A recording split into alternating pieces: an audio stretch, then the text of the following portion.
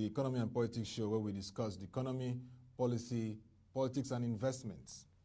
We'll be looking today, June 9, 2020, on resetting Nigeria's manufacturing sector for global competitiveness. With me to lead this conversation and bring him back for the second time on our show is Dr. Muda Yusuf, the Director General of the Lagos Chamber of Commerce and Industry. Good morning to you. Good morning. Yes. Nice to have you on the show. Yeah, we thank God. We have to keep it moving, continue the conversations around the business, environment, economy, and policy. And how is it going at your end, Dr. Muda Yusuf? It's going on well. We are coping with all the containment strategies on the COVID-19. But life must go on. Yes, life must go on, and we are looking at the face of the gradual easing of the whole lockdown globally and in Nigeria. But let's look at a very critical sector which we've already mentioned is our focus of discourse today, manufacturing. Manufacturing is the purveyor of economic transformation. When you talk about the G7 economies, the G20, those are industrialized economies, and they have the bedrock of manufacturing at the front burner of the economic activities. In Nigeria, it remains a discussion, and there's need to really take it up as a key contributor to our GDP and a key player in our economy. The GDP report for Q1 2020, first quarter of 2020, was published by the National Bureau of Statistics, and it showed that the manufacturing sector grew by 0.43% for the first quarter. This is compared to 1.24% for the previous quarter, fourth quarter of 2019. What's your take on this growth figure that we have, considering the fact that manufacturing continues to be one sector that we've been discussing and experts believe needs to be given the required attention it needs? Well, the manufacturing sector has been facing the same challenges over the years. And the basic challenge with the sector is that of infrastructure. You mentioned the number of countries that are doing well in terms of industrialization. Can we mention anyone that doesn't have an infrastructure to support industrial development? None. So it's a very simple and very straightforward things. We have the entrepreneurs that can make things happen. Because if you see what entrepreneurs go through in this economy, in this environment, in order to create wealth, in order to generate employment, to pay tax to government, I don't think there is anywhere else around the world where you face that kind of, that magnitude of challenges. So how do you industrialize if you don't have very good logistics? How do you industrialize if, as a country, we are generating less than 4,000 megawatts of electricity? How do we industrialize if our interest rate is around 20%, or even sometimes over 20%? These are very basic, very straightforward things. And how do you industrialize if you don't have basic industries? Because we are doing fairly well in light manufacturing, but you need some basic industries to support the manufacturing sector. For instance, take the petrochemical industries. Most of the inputs that are used by many manufacturers today are supposed to come from our own petrochemical industries. The petrochemical industry has been there, it has been comatose for several years. Take the case of iron and steel. Iron and steel is a very important, very fundamental industry that to support industrialization. Look around us, look around everywhere. Most of the manufactured products you see are either related to plastics, related to chemicals, or related to steel and iron. You need these basic things to be able to support manufacturing. All of these things are imported. take a look at our manufacturing sector, they are so heavily import dependent. And you can't blame them.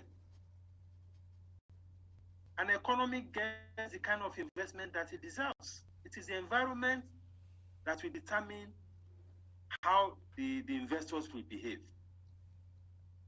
And that is part of the reasons why the manufacturing sector itself is not even competitive. Because the beauty of manufacturing is not for you to depend only on your domestic market. It's not only for you to depend on import restriction, border closure, import tariffs, import bans, exclusion from foreign exchange market. That is not a sustainable way to move our manufacturing sector forward. We have to face the fundamental issue of competitiveness. That is the starting point, so that our manufacturing products can compete within the sub-region, they can compete within the continent, they can compete globally. All the countries that you mentioned that say are industrialized, they don't depend on domestic markets.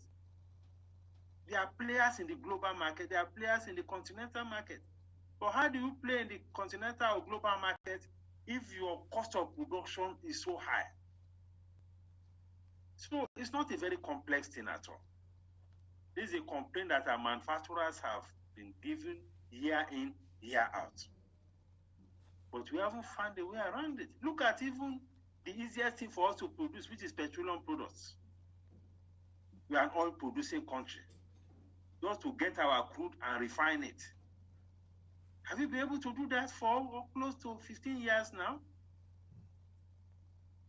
Just imagine how much we spend importing petroleum products into this country. Imagine we're able to use that to support our reserves. We should be talking by now about $100 billion reserve, or even more. So these are things that, some of these things are really unpardonable from the point of view of economic governance. And just as you said, we need manufacturing to actually move the economy, because look around us, a lot of the things we consume and we use, most of these things are imported. So how do you now generate the multiplier effect? How do you generate the linkages within the rest of the economy? You know, look at our construction sector. Apart from cement, practically all other things are imported. You know, look at our manufacturing, look at even our service sector, look at our automobile sector. You say that, okay, we are assembling vehicles. What is the local content? It's not up to 20%. Is that manufacturing? And I've heard even some big industrialists say that most of what you call manufacturing actually not manufacturing. You just bring it this in, either you just mix them and package them, or you repackage, or you just assemble and say you are manufacturing. That is not manufacturing. That kind of manufacturing cannot impact the economy. That is why, if you look at contribution of the sector to GDP, consistently it has been less than 10%. And go and look at how much of the foreign exchange that is being consumed by the sector. So these are some of the fundamental issues that we need to deal with. If we don't deal with those fundamentals, we just be going around in circles, quite frankly. Yeah, look at take the textile sector, for instance. Yes. For the textile sector grew at the position of textiles. We have removed textile from foreign exchange. Yeah. We have increased tariff on textile. We are giving intervention funds to the textile industry. Where are they today? You know, it's not just about throwing money at things. We need to fix the fundamentals. Money is important. It doesn't diminish from what the government needs to do. But if you don't fix the fundamentals, we cannot make the right kind of impact. Okay, Dr. Muda Yusuf, you talk about the fundamentals, but yes, you've listed infrastructure, and this administration has been working tirelessly to see how it can address infrastructure, even through borrowings, through infrastructure development funds, looking at very critical roads and looking at the power sector, looking at various areas that can enable logistics like you've listed as a challenge. And yes, you've talked about the foreign exchange. The central bank has looked at boosting our domestic production. We'll still look at that in the course of our conversation. The 41 items plus additional items in terms of ensuring that we are competitive, but first, boost our domestic production. And you've talked about the interest rates. It's been something that the central bank has always been working on, looking at the fiscal direction. And you saw that the recent Monetary Policy Committee meeting, they reduced the MPR by 100 basis points from 13.5% to 12.5%. You've talked about the fact that the petrochemicals need to drive our industrialization and manufacturing. And of course, you've seen that the Nigerian National Petroleum Corporation has been working around how we can revamp our refineries. And there's the big Dangote petrochemical refinery project. In a nutshell, can you give us 1 to 3 key things that you've seen happen and would like to see happen more in terms of the fundamentals that can unlock manufacturing based on the things you've listed? Well, I think you are a bit generous in your assessment. Okay, doctor, give us your assessment. In terms of the fundamentals, Yes. I can't see anything, quite frankly. Wow. No, just take a look at the structure of our budget. How much of our budget are we committing to infrastructure? How much? I'm not sure it's up to 10%. And we say we want to industrialize. What are the policy measures on the table to incentivize even private investors to bring private capital to infrastructure? How much progress have we made in public-private partnership? All of these things thrive on confidence. We cannot perpetually continue to use debt to fund infrastructure. We can't.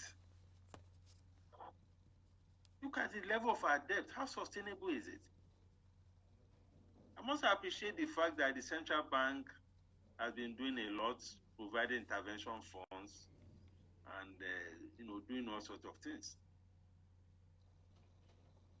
But just as I said, if the fundamentals are not right, there is very little impact these things can make. I cited the example of textile. Don't you know how much of intervention funds will be given to textile? Yeah, I mean, I hear you on that. The textile industry. No more, even for over 10 years or more.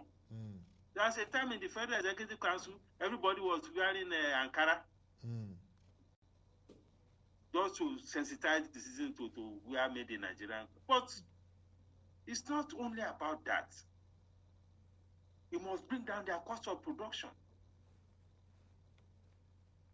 About 40% of the cost of textile production is in energy.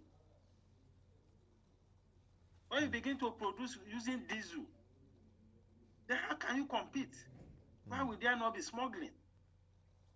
Because all these things create incentive for smuggling when your cost of production is too high.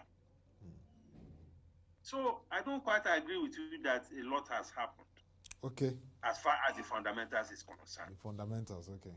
If a lot has happened, it will we will not at this point still be spending billions of dollars to be importing petroleum products, which is supposed to be a low-hanging fruit. It's supposed to be a quick win for us. Yeah. So what I can get from you, Dr. Muda Talk Yusuf? of the petrochemicals, and all these things are related. The fertilizer, until recently, we are spending a lot of money importing fertilizer.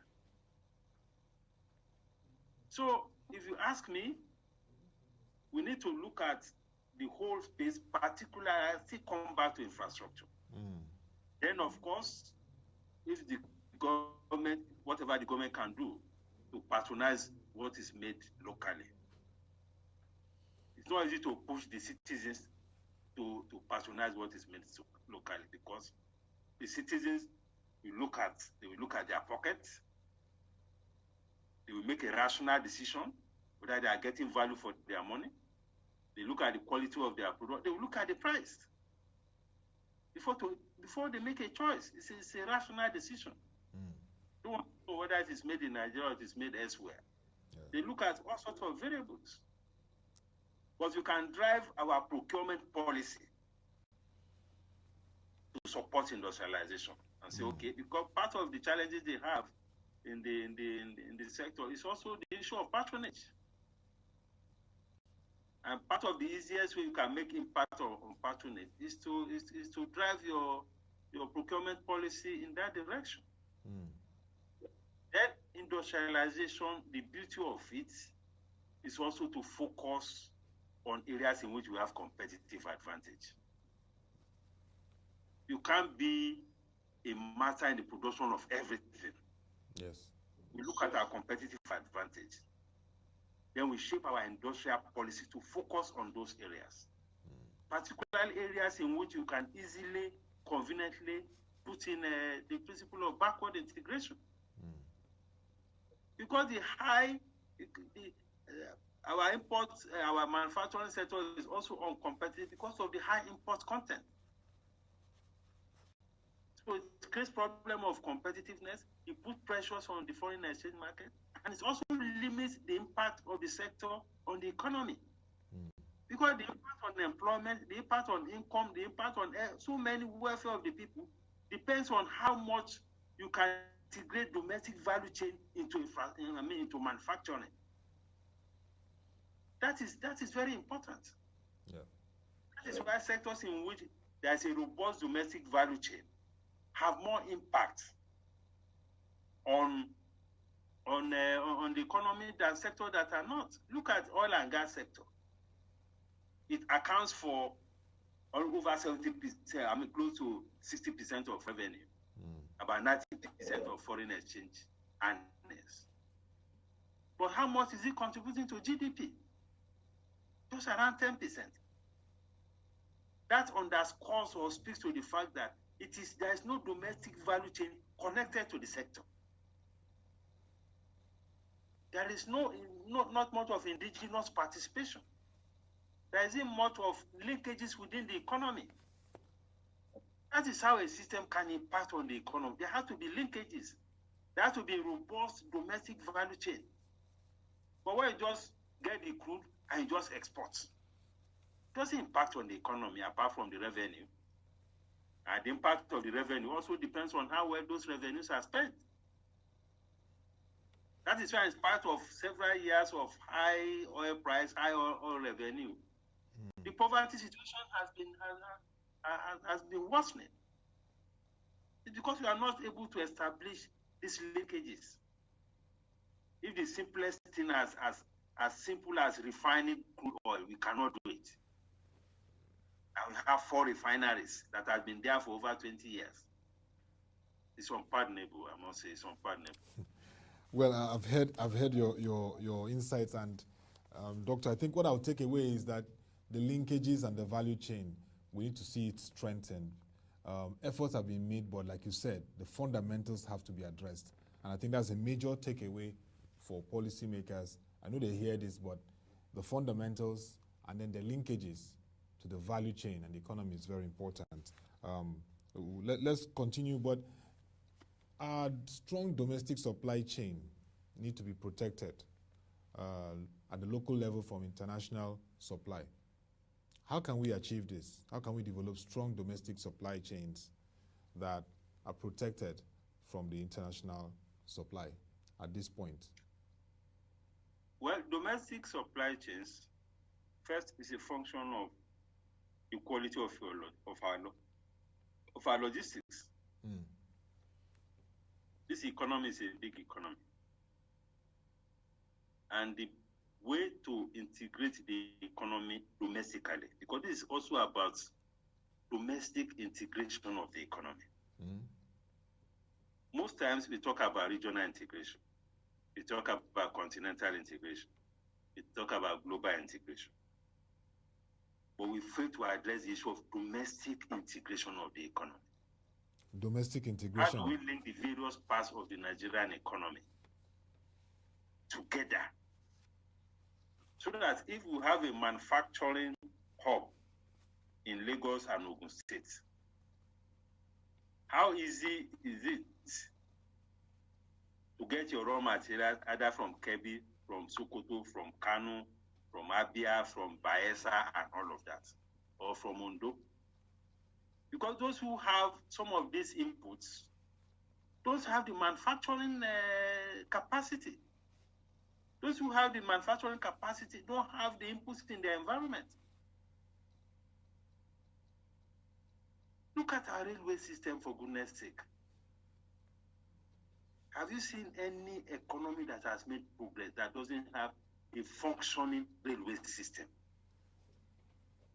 The colonial masters were not, they knew what they were doing during the colonial days. One of the first thing infrastructure they put in place were the railways to connect all the northern part of the country to the seaport. Because they know the value of logistics. It's only recently we were able to come up with a standard gauge Abuja to Kaduna. After how many years?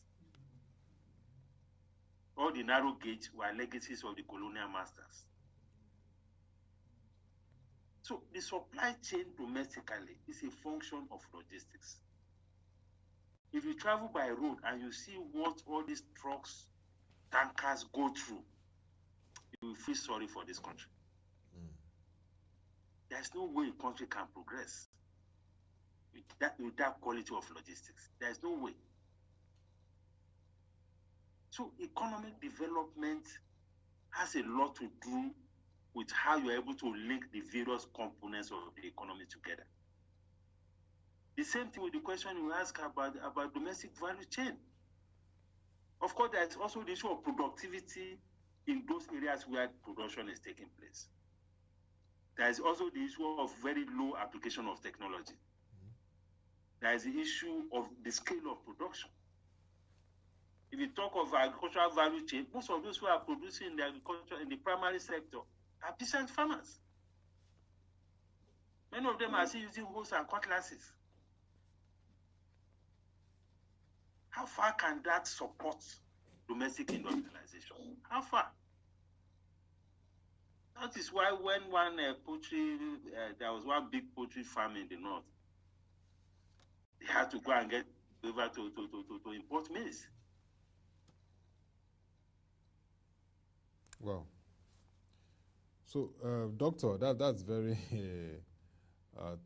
touching to hear, but at least it's nice to hear that we can first leverage domestic integration. To support the poultry industry. Okay. That kind of, these are the things that can transform the entire value chain and promote linkages, promote multiplier effect, and make the economy more competitive. Yeah. Domestic integration first, and then we key into other aspects. That's well noted. Now let's look at the Africa Growth Opportunity Act. You remember, Doctor, that President Bill Clinton, when he came to Nigeria 2000, then President Olusegun Obasanjo was our president at that time, announced measures to promote Africa's development, industrialization, supported by the US government and other partners through the Africa Growth Opportunity Act, AGOA. It's over 2 decades now since that pact and agreement, and we're not seeing much value derived from it. Indigenous companies have not taken full advantage of AGOA, and with time running out on the window of opportunity, which is derivable from the Act, what can be done to redeem the remaining parts of this timeline for this agreement to support local producers? Because we've not really created value. Some analysts even said that foreign countries like China even came to it. Well, it comes, don't say that I'm repeating myself. It okay. Comes back to the issue of productivity and competitiveness. If you have all the opportunities for trade, all the opportunities for market, and we are talking about international market, it is what you bring to the market that will determine whether you benefit from it or not. The quality has to be right, the price has to be right. Do we have the environment for global competitiveness? The American government cannot say because they are giving you a AGOA, then they will now impose your products on their citizens. It will not happen. Because so many other African countries and so many other countries are taking products to the American market. And the citizens will not say, okay, because we love Nigeria, let's go and buy their products. Whether they have quality, whether the price is good or not, then we have to buy it. It will not happen. So if there's an opportunity, we need to also position ourselves to take advantage of the opportunity. We have not done so because we don't have the capacity domestically in terms of production, in terms of manufacturing, to take advantage of it. If you get your farm products, won't you process it? Won't you package it to a level that will appeal to a global market?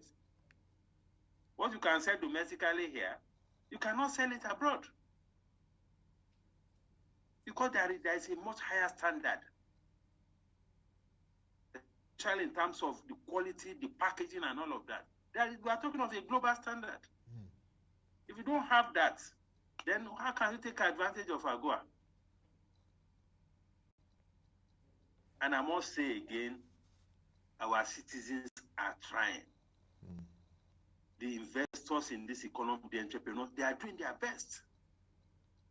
But the environment is very challenging. You have a better environment, then you can take advantage of that. You have a better environment, even foreign investors will come and invest here and take advantage of AGOA. That is what is happening in some other countries. People come, they set up their plants here, they produce and they export. It's happening in Ethiopia. A lot of foreign investors are there, FDI. That are not chasing portfolio investors all over the place. It should be targeting foreign direct investment to build domestic production or productive capacity. Go and check all the capital importation. It's almost 80% portfolio investment.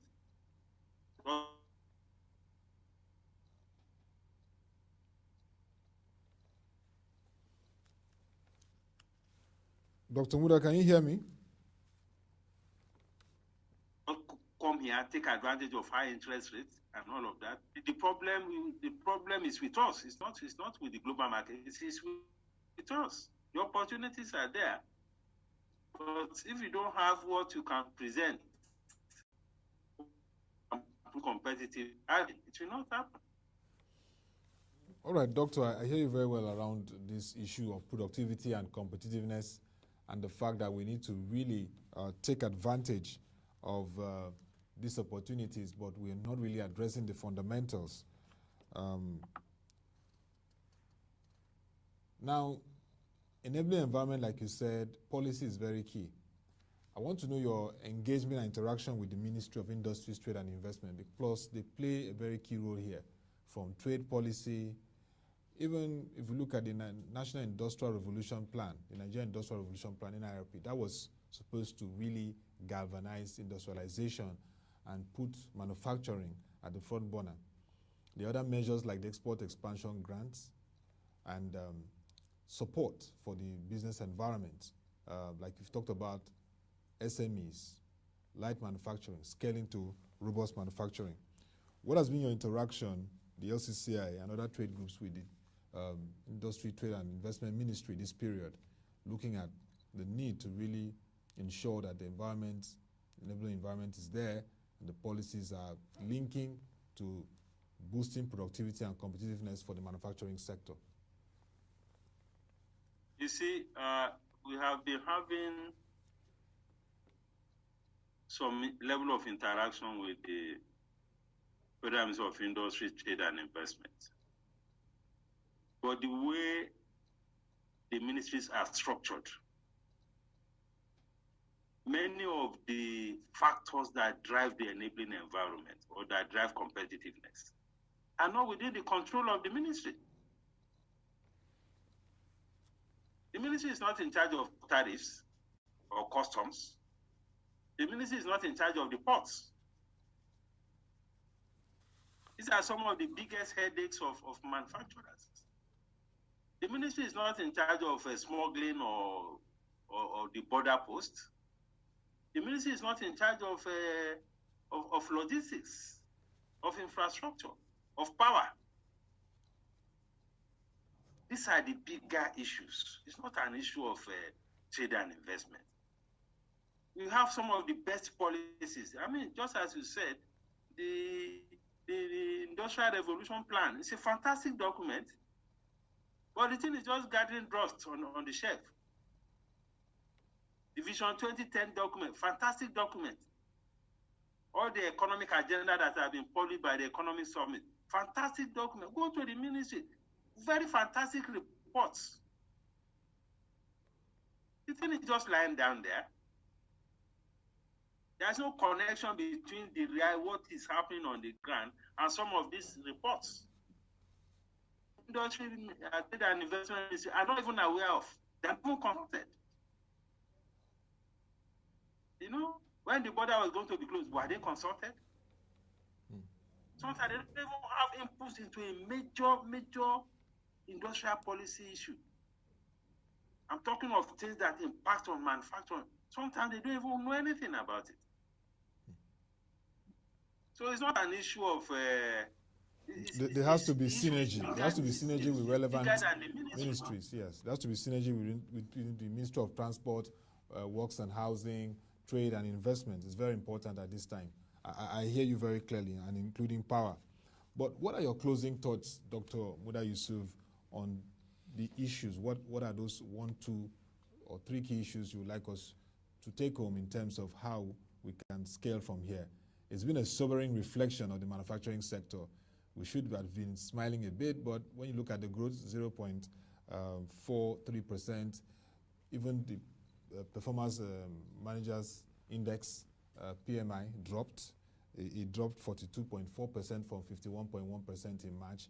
The first drop we've seen since we've been seeing 33 months growth.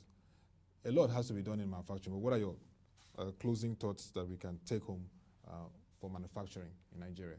My closing thoughts is that we have to focus on those things that will make our manufacturing sector competitive. They should be competitive sub-regionally. They should be competitive continentally. They should be competitive globally. If you engage the manufacturer, they will tell you those things, and they are not rocket science. What we need is a political will to put those things in place. Some of them have to do with infrastructure. Some of them have to do with our institutions. Some of them have to do with our ports. Some of them have to do with the way we manage our borders. There's a whole lot of issues. Even policy.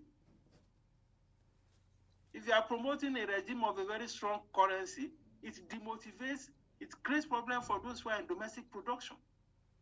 Because it makes it cheaper for people to be importing all sorts of things into the economy. That is what we have had in the past few years. When we are struggling to just protect the naira, you don't want the naira to depreciate. And a lot of people are importing all manner of things into the economy, penalizing domestic production. It took only this COVID for us to know that we need to adjust our exchange rate. Meanwhile, a lot of damage has been done. People have taken away a lot of our foreign currency and all of that. People are busy enjoying importation. That is. All these policies have to align. They have to align to be able to achieve this objective of industrialization, so that you don't discourage those who are producing. Go and check out all the small businesses that are in manufacturing. They are growing. It's not easy.